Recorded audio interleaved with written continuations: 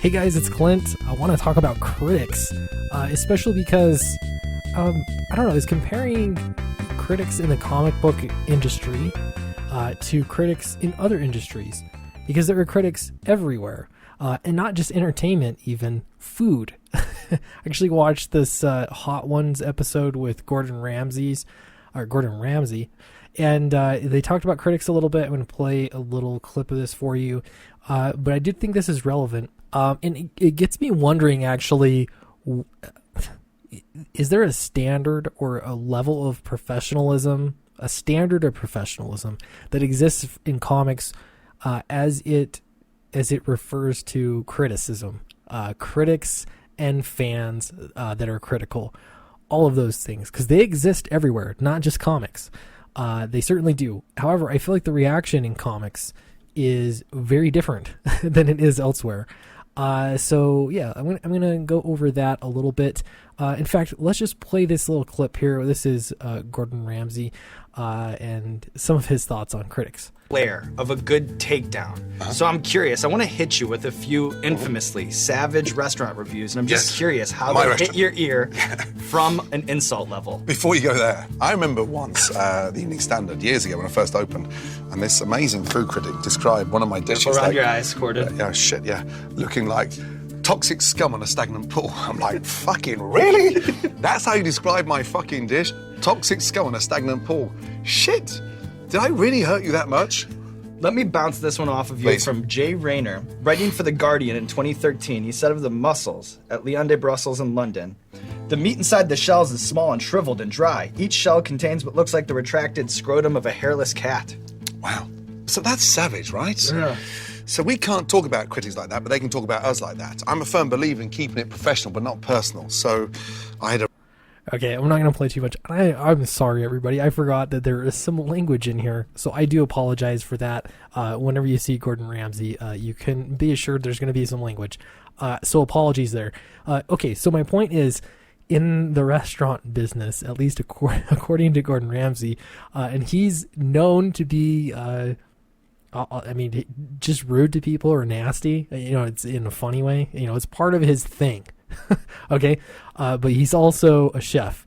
And he's had a lot of restaurants and a lot of fancy critics or whatever. I never eat at any of these places. I'm not that cool. But you get the idea.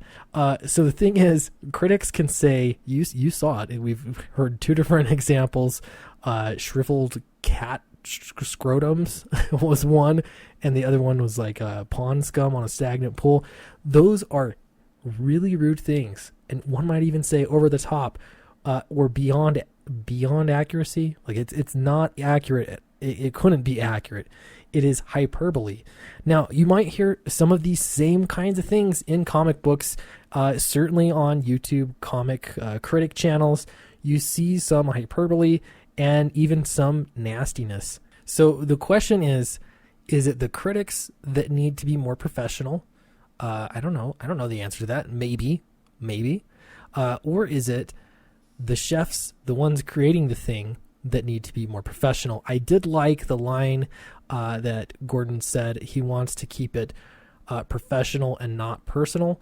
And so I think that's a good way to think about things, especially if you're a comic book creator. That seems healthy to me. Professional and not personal. I will tell you, I don't know. It's strange to me because I have a YouTube channel. I see comments. I mean, by far, most comments are nice. They're thoughtful. I do see some nasty comments that pop up from time to time. If those bothered me, I don't know how I could continue doing this. It's one of those things, like, you just don't let it bother you. I get it though. You're doing something personal. You spend a lot of time on it. And if people are critical of it in a nasty way, I'm sure that can hurt. But keep it professional, not personal. I think that's good advice. Okay. I'm going to jump over to here. Maybe a more, not controversial, more hated one. Here's an unpopular opinion for you. M. Night Shyamalan is actually, he is one of my favorite directors. I know everyone's going to be mad. I can see the comments already. I'm not going to say I liked all his movies. In fact, there are a lot of movies that I think are terrible that he's made.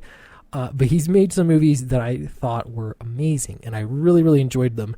And so I always hold out hope that the next movie is going to be awesome, because I feel like he has the ability to do it. Anyway, I realize he is controversial. A lot of people just loathe him. They hate his movies, and they never have anything good to say. And, you know, they make some good points, I think, for sure. And if restaurant reviewers can be cruel, what about movie reviewers? Let's see what M. Night Shyamalan has to say. The reviews in America have been pretty harsh, but does that affect the way you move on to number 2? Well, no. You know, the critics are... I don't know what's going on with me and the critics in the United States. I got to tell you, something's going on. They just don't get you. They've never got me, and it's getting worse. They're like... It's almost like, go away. And I also think that I'm getting more... influenced by other cultures more, as you can see from the movie. And so I'm not doing like a straight up American movie anymore. The tonalities are changing. You know, I always had a European sensibility to my movies. So the pacing is always a little bit off for them, you know, and it feels a little stilted, and they need more electricity and all that stuff. And I'm like, this is the way I think of things, because, you know, Hitchcock and Kurosawa and Stanley Kubrick, these are like my teachers. And so it could be a little bit of that there's just a little bit of cultural difference, because, like, you know, I'm just like on this movie, like, I'm very used to kind of getting on a plane from the U.S., having been savaged by them, and then going to, like in this case, I went to Japan next, and then they're like, genius! And, you know, you can lose your mind a little bit going on Saturday from being an idiot to Sunday being a genius, but it gives you perspective, you know. But luckily for me, it's not something I can fight, you know. It's not my fight to fight. I'm defenseless. It's the audience. If they choose to fight for me, they fight for me. And Okay, I'm going to stop there. And I've got to say, The Last Airbender is one of those terrible movies. I'm not going to defend it. I did not enjoy that movie whatsoever. But over some of the things that he said about critics, and he's had some harsh critics, he still does. He said right at the end there, it's not his fight to fight. If fans want to fight it, it's on them, basically. So he's not going to fight the fight. I will mention, too, that in this interview, this is not a good position to be in, which is defending your, I guess, creative reasoning. But at least that had to do with the project specifically, and it wasn't personal. You'll notice he didn't even call anybody, whatever you think about M. Night Shyamalan, he did not call his critics a hate group or a hate movement. I did not hear that word once. Nothing to do with it. So, that's nice. But this is in movies where critics can be just as harsh, and I really think it has to do with more of the size of the industry. So I think herein lies the problem with comic books. This is Scott Snyder on some of the same kind of stuff. And I'm just going to take a short clip from this so you can hear, I guess, some perspective and his point of view, but you'll also notice there's a big difference here. And on top of that, I do think on the other hand, there can be a sensitivity from creators where, you get attacked, and we all get this in a way at times, where we'll get DM'd, or you don't see what we see, meaning you don't see, if somebody tags you and says something that, I hate you, I'm going to punch you in the face when I see you at a con, you don't see it because I don't retweet it, you know what I mean? Or they can even DM you half the time if your DMs are open and say, I hate you, I'm going to kill you, or whatever, those things. And it can really work you up, where you get very defensive, and you get in a posture where you're in a defensive crouch, and you're going to say, well, I'm sticking up for my story, and I'm going to fight you off, and I'm going to stick up to it. Or you can, roll with it in different ways. And I just think the bottom line, I think what I'm getting at is that I think it's a multifaceted thing, and I think it's simple. It's too reductive to be able to be like, well, that story is offensive, or, Nick is being an asshole, or, you should let the story just play out, and all of you. All right, you get the idea. This is totally different. Okay, so he's talking about it being personal. Everything he's described here is on a personal level. Now, do you think that those same kind of harsh criticism, personal attacks even, from random people that are critical of your work, do you think that is solely directed in comics? Absolutely not. Any restaurant, if you looked at Yelp, You're going to see some terrible stuff, probably worse than some of the stuff that Gordon Ramsay was saying. But yeah, I mean, it's not exclusive to comics. How about movies? How many times do you think people have tagged someone famous, like M. Night Shyamalan, into a tweet saying that they hate him, or maybe even some violent stuff, like they said, punch him in the face or something like that?